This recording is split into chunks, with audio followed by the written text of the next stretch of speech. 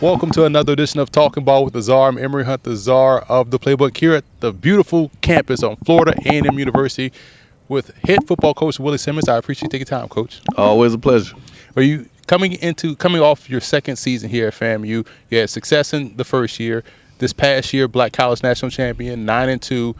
Where do you feel as though the foundation was laid this year, and where do you feel as though you still have room to grow with this program? Well, I'd like to believe that the foundation was laid, once I had that first team meeting. We had very clear-cut expectations for these young men. We laid them out. We told them about what our expectations were. Our seven F's, the 7 words we believe in, and if we just stick to those, we'll be successful. And like I told the guys, I had no idea how soon that would happen. I told them we'll win when everyone buys in. And fortunately for us, we had a good group of guys that bought in year one, gave us our first winning season in 7 years, and then we had a phenomenal senior class this year that continued to convey that message. The entire team bought in. We were able to win 9 games and finish as BCSN national champions. Well, what I like about your style, and I've been on a lot of the broadcasts for you guys, Morgan State broadcast and Howard broadcast, is that last year your teams didn't close out well. This year they close out those close games really well and really put teams away. At what point during the summer, winter, spring did you know what, I know this team is going to be better than what we did last season, 2018? Well, we came up with the motto "Fight to Finish." After last season, we saw the way that our season ended, dropping the last 3. We looked back at the season at some of the games that we had lost that we felt we maybe should have come on top of, and we felt we needed to do a better job of finishing. So our entire off-season program was really geared around putting those guys in positions to have to see things all the way through, whether it be workouts, practices, drills, you name it. We really put a heavy emphasis on finish, which is one of our 7 F's. And so the guys really bought into that message, and we went into the season, had a tough task early on, game 3 versus Southern, jumped out early, stumbled around a little bit. They came back, took a lead, and we took the ball that last drive and drove over 95 yards. To win the game. And so that was the first sign that I knew that this team was really kind of destined for greatness, that they had a finishing spirit, and it allowed us to, again, win probably 4 or 5 games in the fourth quarter. You've had success everywhere you've been as a player and as a coach. Success just doesn't happen by happenstance. That's something that's cultivated and grown and ingrained in your mentality. Where did that start for you, and how have you been able to cultivate that success as a player, high school and college, and also now as a coach everywhere you've been? Well, I think it started about 20 miles down the road in Quincy, Florida. And I was raised by a mother, who was a single mom. My dad passed away when I was 6 years old. And, she instilled in me and my 2 older sisters just that championship spirit. She always told us that we were champions, that we were winners, that we were kings and queens, and to not let anything stand in our way. And, my church family, the community of Quincy, everyone kind of cultivated that mentality in me. And I knew that, you only achieve success through hard work. There's no shortcuts to it. It's not just going to happen because we talk about it. You have to roll your sleeves up every single day. You have to go to work, and that's the mentality that I took as an undersized quarterback, coming up, becoming a Division I football player, graduating college in 3 years, going on to my coaching profession, being a minority coordinator, one of the youngest in the country, and then becoming one of the youngest head coaches in the country. So I've always had the mentality that I've had to overcome the odds. Coming from Quincy, Florida, from Gadsden County, one of the most impoverished counties in the state of Florida, the only predominantly African-American county in the state of Florida. Not a lot of people make it out of there. And so we've always kind of had an underdog mentality, and I've kind of tried to take that same mentality and apply it to my career as a player and now as a football coach. And fortunately for me and for the guys I've worked with and the teams I've been able to coach, they've kind of bought into that message, and we've had some success. Yeah, it's interesting because we're the same age. I remember reading about you in Prep Star magazine. I came out of New Orleans in Louisiana, going through the whole recruiting process, and Bowden actually went to Clemson. He left Tulane. I was going to go to Tulane. That's right. Once he left, I was like, I'm out the door. And so when you look at the fact that you are young, you are an African-American coach, you had success on the offensive side of the ball. We know now the talk is about, the minority pipeline. how critical is it for you to have this position of power, not only for other coaches that's coming up, but the players that are watching you go through this process, and you're actually inspiring these guys to make, hey, I could probably coach like Coach? Well, I feel we all, if you talk to every black head coach pretty much, we all feel a responsibility to continue to be successful, to continue to do things the right way, because we do know that there are a lot of eyes on us, not only our contemporaries, but the next generation, like you said, the next crop of players who want to become coaches, the younger people, that are maybe in middle school or high school now, who may not even know, like me, that they wanted to coach, but it kind of stumbles upon them, and then they take on this mantle of being a football coach. And so, we all feel a social responsibility to do the right things, to work extremely hard, to, the old saying, be twice as good, because we feel the pressure. We know that we're in a profession, whether it be college or professional, that not many of us get those opportunities, and so we feel we have to make the most of them when we get them. And hopefully, the job, the work that we're doing, it continues to just broaden horizons and give more of us opportunities to be able to lead programs and be coordinators, because again, we feel like we can make a difference in more ways than just being a position coach or recruiting coach. We do have leadership skills. We do have the ability to lead programs to higher heights, see our guys graduate, going to be successful in life. And really, that's what it's all about. So I do wake up every day with that responsibility. But as always, no one puts more pressure on themselves than I do. And that's why I try to be successful every day. I enjoy watching your offenses play because you guys do a great job of being dynamic, but being physical up front. You work touchdown to check down the passing game. It's not an inch of blade of grass that you guys don't cover out there on the field. And you've gotten production at every level. And a lot of people talk about having success on offense. Oh, we're going to be an explosive offense. You actually have done it consistently. What goes into building a successful offense? Because you've also done it with multiple players that have had injuries and guys that just come, you're able to plug and play and still not miss a beat. I think a lot of it goes to your overall philosophy. There are a million different ways to run an offense. There are a million different ways to call plays. There are a million different formations, adjustments, personnel groupings, and they all work. You look from flex bone to wing tee to spread to pro style. They all work, but they only work when everyone buys into it. And so my biggest thing that I've always tried to instill into our players and coaches is that whatever system we put in place, we ought to buy into it. We ought to believe that it's the best system out there. And we've been a four-wide spread offense, where no tight ends on the field. We've been a 11 personnel, kind of like we are now, hybrid, multiple formations and alignments offense. And we've been a kind of a 20 personnel, 2 running back system like we were at Alcorn, where it was heavy run oriented. So I really tried to look at the personnel that we had, build an offense that really maximizes the talent that we have on the field. If we're skill heavy, like we are here at Florida A&M, hey, get those guys in space. Use every blade of grass on the field, get them in space, let them make plays. If you have a team like we had at Alcorn State that was, deep at running back, had a dynamic running quarterback, hey, let's formation people, let's get in some unbalanced formations, let's run the football, find ways to create extra gaps in the run game. And again, just find a scheme that fits their personnel, our personnel, and go with it. It's not so much about what I know of my plays. It's about, again, giving those guys a chance to do what they do best. And I think that's what we've been able to be successful over the years. And I've been blessed to have some really good football players, from quarterbacks to running backs to receivers, offensive linemen, you name it. We've had dynamic football players, all conference type players, everywhere we've been. And that's the good thing about coaching football here in the South. You think you can find really good football players, and we have. And we have a ton here at Florida A&M. And some of the toughest challenges here is finding a way to get all of them the ball, keep all of them happy. But again, I think that's what's been the attributed to our success. I don't take the credit for it, because I hadn't thrown one pass, caught one touchdown, rushed one touchdown, blocked one soul since I became a play caller. But I've had a ton of guys that believed in what we do and that have gone out every week and performed at a high level. And that's why we put up the offensive numbers that we have over the last 7 or 8 years. Now, you guys have a ton of success, in conference, out of conference.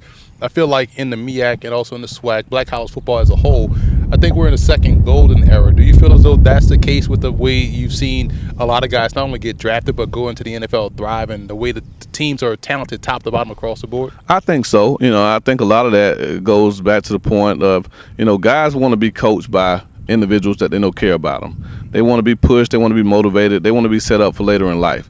And I think that's the one thing that I can say at the institutions I've been a part of, at Alcorn State, at Prairie View A&M, here at Florida A&M. I have friends that coach at Southern, Grambling, all over the United States in black college football, and we all have the same mission. Let's develop these young men. Let's make them successful in life. Let's make them be world changers, community leaders, church members, great husbands, great fathers, and then play some good football along the way.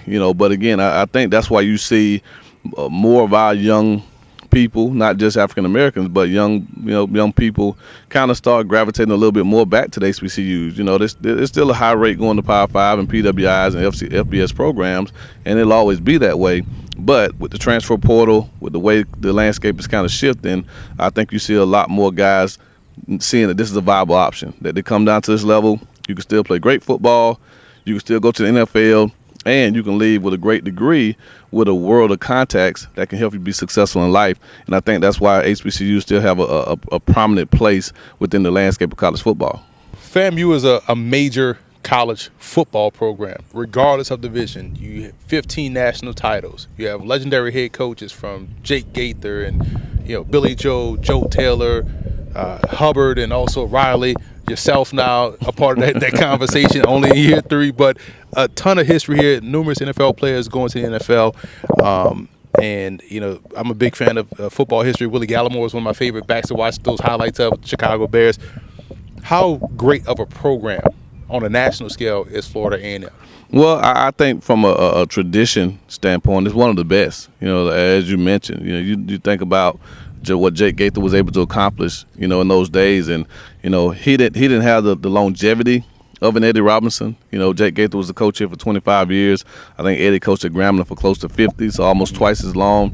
But when you compare championships, national championships, win total, win percentage, amount of guys in the NFL, I think he's right up there with Eddie Robinson. Obviously, Eddie's probably the most recognizable African-American coach ever. But I think historians and people that follow football know the impact that Jake Gaither had here. And then you fast forward to Rudy Hubbard, when they split and made 1AA, 1A, 1AA, which is now FBS, FCS. Florida A&M was the first school to win that championship. And we're still, to this day, the only HBCU to ever claim a true FCS or 1AA national championship. And so the history is here. The tradition is here. That was one thing that excited me about coming back here. And I told my coaches when they got here, when you put this patch on and you go out in recruiting, you're going to be recognizable. When people see it, they're going to immediately know that that's Florida A&M. And we've seen that in the 2 years that we've been here. So I'm very blessed and very fortunate to be a head coach at such a historic institution. And I think, like you said, at any level, FBS, FCS, you name it, people recognize and know who Florida A&M is, and they follow. I'm probably more surprised at the amount of FBS coaches that I see or that I meet that say, man, y'all are doing a great job at Florida A&M. We just left the coaches convention up in Nashville last week, and every stop, every corner, people were stopping me saying, Coach, y'all are doing a phenomenal job at Florida A&M, because they've seen what Florida A&M had gone as far as the losing. And they see now what we're back to. So, again, that just lets me know that we have brand recognition, and we have the ability to be one of the top programs in FCS football and have one of the strongest names in all of it of college football. And that's a blessing. And we just got to continue to do the right things, stay out of the press for the wrong reasons, and continue to recruit well, graduate our student athletes, continue to do great things in the community. And I think people will see what these young men are all about. And that's our goal and our platform, is to highlight these young men that put on the orange and green and represent, in my mind, the best institution in all of America. And you talk about 67% winning percentage at this program. And with that success, do you think that also kind of expands your footprint as far as being able to go, let's say, to California and recruit, or elsewhere and recruit to Florida A&M? I think so. Obviously, the more you win, the more your name reaches. And so, I think back to my playing days at Clemson. Back when I was there, we were more of a southeastern team. Our team was comprised of guys from South Carolina, obviously where Clemson is, Georgia, and Florida. We had a couple of guys from North Carolina, maybe one or two from Tennessee. But you look at them now, they're a national brand. They sign guys from the Northeast, from Texas, from California, all over. Why? Because they win. And I think that's the way college football works. So the more we win, the more we do great things on the field, the more our fan base and alumni base, which stretches across the United States, the more they have reason to brag, and to talk about Florida A&M in a positive manner. And so a young man in California, who may have some type of roots in the Southeast, or who may just be looking for a place to play football, we have a ton of alum in L.A. So if they're talking about how great their football team is doing, then the next thing you know, they're talking about how great our pharmacy school is, how great our engineering school is, how great our allied health school is. Well, then that young man who may have wanted to become a pharmacist says, well, maybe let me look into Florida A&M. And that's really what winning does for you. And I commend our alumni and our fan base for continuing to push and drive this program forward, because that's what it takes. But again, I think the success we've had over the last 2 years has had a profound impact as far as the reach that we have. They're kids from Chicago, Detroit, all over Texas who want to come to FAMU now. And again, I think that's because of what we've been able to do on the field, and then, of course, with the strong academic reputation that we've had for hundreds of years. One of my favorite questions I like to ask when I always do these coaching interviews is about philosophy, because I'm big on how guys are able to operate. So you don't have to give your full philosophy. I don't want Coach to steal it and then try to go create books about it. But what's one piece of your football philosophy or coaching philosophy that you like to share? Well, it's very simple. And it's our 7 F's. And again, those are 7 words, all that begin with the letter F, one for each day of the week that we believe in. And we said if we do these 7 things, whether it be football, class, spiritually, socially, we'll be successful. That starts with faith. Having great faith, believing in something bigger than yourself, playing with great fundamentals, being a master of your craft, working very, very hard to create good habits, being fast, having a sense of urgency, doing things quickly and on time, fighting, overcoming adversity. That's something that we talk about daily, especially at a place like Florida A&M that's a low-resource institution. There are going to be some adversities that we face. We have to be able to overcome them. Finish, again, that word again that we talked about, being able to finish everything that we start, having a lot of fun, loving what we do. We get to play the greatest game on earth for a great institution. Let's enjoy it. Let's embrace it every single day. And then finally, of course, being a family, and again, doing it together, having a oneness about ourselves, a genuine love for the guy that's next to you. If we do those things, again, in everything that we do, we feel like we'll be successful. And that's our program philosophy. You see it in my office. You see it around the facility. We talk about, we break it down on that every single day. And we have other catchwords and buzzwords that we use, catchphrases and buzzwords that we use, but it goes back to our 7 F's. And again, if we do that, we feel like we'll be successful. And fortunately for us, those guys are bought into that. They know it. You ask one of them, they'll be able to name them all in sequence, in order. And that's our program philosophy, and I think that's why we've been able to win some games and graduate our student athletes at a high rate, and keep those boys doing positive things in the community. Yeah, I've been on campus for 2 days now, and I've seen guys walk around with the family sweatshirts and shirts on. So I know you're echoing that message, never really taking heed to it. When you look at being here at FAMU and having the success and everything that goes into it, and the fact that you've been coaching for so long and staying with it, you're a young coach, but you've been in it for a grip. It shows a lot of passion, because you see guys finish playing, they try to disassociate themselves away from football, but that shows you love the game a lot. What is it about the game that you love the most? It's a game of life. We've been here our whole lives playing the game, but the more I'm in it as a player and as a coach, it really resonates. Football really is a game of life. There's not any situation that I've been through in my life, whether it be losing a parent, whether it be getting demoted, whether it be not getting the job that you went for, whether it be having a bad relationship, regardless of what situation I've been in, I've been able to draw back to some experience that I had in football that helped me overcome that situation, and I think that's something that we really try to get our guys to understand. Football is going to knock you down. That's the one thing about this game. Every play, you're probably going to be on the ground, or you're trying to take someone to the ground. And the goal is to do what? To get back up and keep going. It gives you a chance every single day to test your valor, your commitment, how hard you're willing to work to be great. And every week it shows up. Like we said, the things that you do Sunday through Friday are going to show up on Saturdays.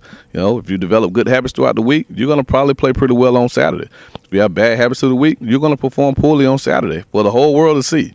And that's a good thing about football that I think, regardless of the rule changes, regardless of player safety and all the different things that they try to do to change the game and make it safer, that's always going to be the case. It's always going to be a game about toughness, about commitment, sacrifice, teamwork, all the key attributes that you got to have to be successful in life. You have to have those things in football. And I think that's why the game is so important to all of us. That's why we all love it so much. The competition, we love to compete by nature. And so football just gives us all those things. And, that's why I hope we can find a way to keep the game around for a long time, keep it pure. It is a sport where, you can get hurt. That's just part of it. But even in that, there are a lot of guys who have had success stories after getting injured in football who've gone on to do tremendous things, whether it be, motivational speakers or whatever it is, community activists, because of the experiences that they've had in football. And so it gives you all those things. And again, I think that's why the game has been so special to me. And that's why I'm so passionate about it, because I do know what football has done for me, and I want to make sure that I don't cheat football by taking shortcuts and, trying to find easy ways to do things and just work hard every single day to be the very best that I can be and instill those same principles into our players. And hopefully together we can all be great and go on to make a difference in the world. We talked about the offense, Coach, and you as a former quarterback understand the nuances of that position. And you've seen the game change and evolve from when you played to where you are now as a coach.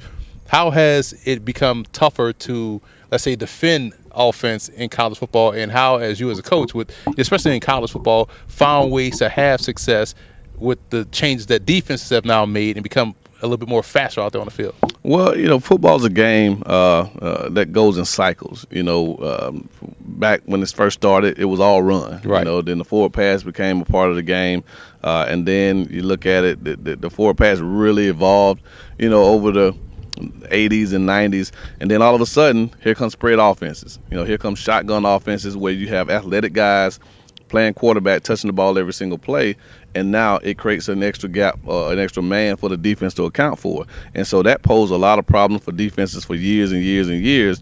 And then defensive coaches got smarter. They said, okay, well, the only way that we can do this is we have to start recruiting faster guys. The age of the 250-pound Mike linebacker is over. Now you're looking at linebackers now that are in the 220s because, again, you want guys that can run. If you're going to chase these quarterbacks around, if you're going to try to tackle these guys, these offenses that want to spread the field 53 yards wide like a lot of them do, you better have some athletes on the field. And so, offenses had their kind of run for a little while. Defenses kind of caught up to that and said, okay, well, we'll start playing a bunch of man coverage, committing more guys to the run, and just matching you athlete for athlete. Then all of a sudden, coaches said, you know what? Well, let's start doing RPOs. Here comes the run pass options now, and now that created a whole new element for the defenses to try to defend, because now it's where you're loading the box, we're committing numbers to the run game, and now it's two options. The quarterbacks are throwing the ball now. Well, let's defend the pass. They're handing the ball off and running the football now. So that posed a lot of problems for defenses for years and years. But now defenses have even started to adjust to that. So, you see some teams still with the prolific numbers, but again, you see a lot of defenses now that have kind of caught up to a lot of the RPOs now, and it's that back and forth chess match, back and forth chess match of who can stay ahead of the curve. And now offenses have to kind of now evolve to the next step. What's going to be the next innovative thing that offensive coaches are doing now to try to combat, what defensive coaches are doing to counter the RPOs. And that's what makes football fun. It's that back and forth chess match. As a head coach, I get to see both sides. I get to talk to my defensive coordinator about the new things that he's seen or studied or learned. And I'm an offensive guy by trade, so I get to talk to my offensive staffs and other offensive coaches around the country that I trust about some of the new and innovative things that they're doing. So again, it's interesting to hear that back and forth dialogue or talking to a defensive coach and thinking about what an offensive coach thinks, and then vice versa, talking to an offensive coach about what a defensive coach thinks. And that's why this game is so fun for us as coaches, because we're not out there physically banging and competing. Now we're doing it more with our minds. So it's a mental competition. Now I have to be better or smarter than A&T, than Bethune-Cookman, than Southern, doing all those coaches who go out and try to find new ways to do things, so that's the fun part in it for me. But yeah, the game has definitely changed, but it's changed for the better. I think you see a lot more scoring, which fans love to see. You still have some really good defensive, plays out there that fans love to see. The one thing now that I think we got to try to make sure we get a grasp on is the targeting piece. I think that's the one rule kind of in college football now, in pro football, that a lot of fans are kind of torn on. You want player safety, but you got players in critical games, such as the national championship game and the college football playoff semifinals, where some of the best players are being ejected from games because of a hit. So again, I think that's the next rule that they really have to look into and decide how they want to do that. But everything else about football, college-wise and professionally, I think is trending in the right direction, and that's why it's still the most popular sport in the world, or in America rather. Soccer in the world. You still can't say the world. I don't want my soccer purists out there to get me, but at least in the United States, we know it's the most popular sport in the United States. Coach, I know why this is a great destination spot for a student athlete. The campus is huge. Going around here 2 days, it's a huge campus, a lot of football tradition, and you kind of drop nuggets throughout this whole thing about the specialness of this place. But why would a student athlete choose FAMU? Well, first and foremost, I don't think that you'll find a place that can show you more black excellence. And again, it's amazing. For years and years, FAMU has always been the top producer of African American baccalaureates. Graduates in any field. Chemistry, engineering, education. Mathematics, pharmacy, you name it. FAMU graduates more African Americans and puts them out into the workforce than anyone in the country. And so it's a great school academically, a phenomenal school, caring. Faculty and staff. You have a president who's visible. Who interacts with our students, who eats fried chicken Wednesdays with them in the cab. He's not just a figurehead. He's an individual who's heavily ingrained in the fabric of this institution.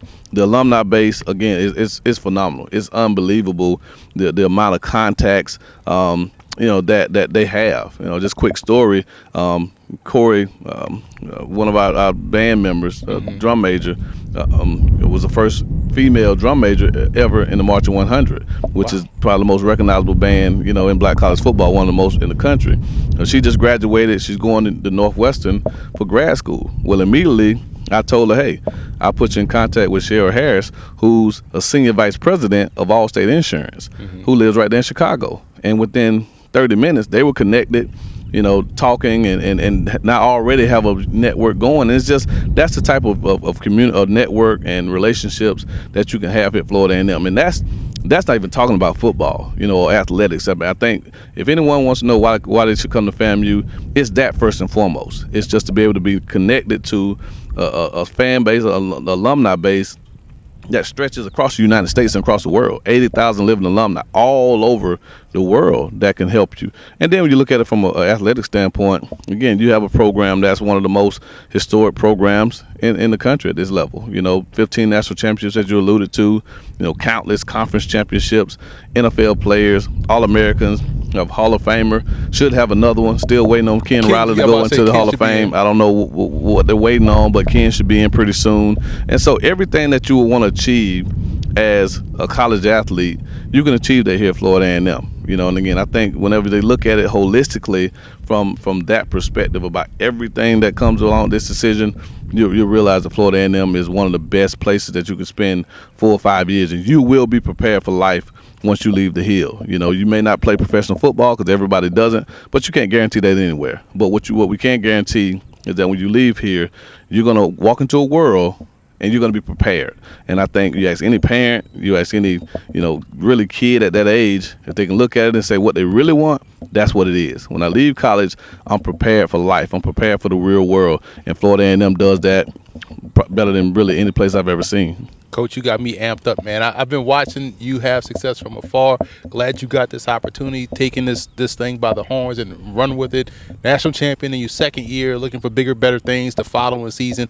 We wish the best of luck moving forward. I appreciate everything, man. Thanks for stopping by. And, hey, like you said, large campus, a lot of places to eat and a lot of great things to do. And it's Friday, so you get a chance to see Set Friday. So, yeah. So you probably, he's about to start right now. So you're going to really see something. And that's another reason to come to FAMU. Set Friday, second to none. But just a great place, man. We're really excited about where we're headed as a program, as an institution. Just great things on the horizon. And that's our motto as a university, FAMU Rising. And it really is. It's going to higher heights. And I'm just blessed to be the head coach of such a great program at a great university and be able to change lives on a daily basis. So thank you so much for taking the time to come speak with us. Hopefully we can continue success, so we'll give you a reason to come back to the Hill.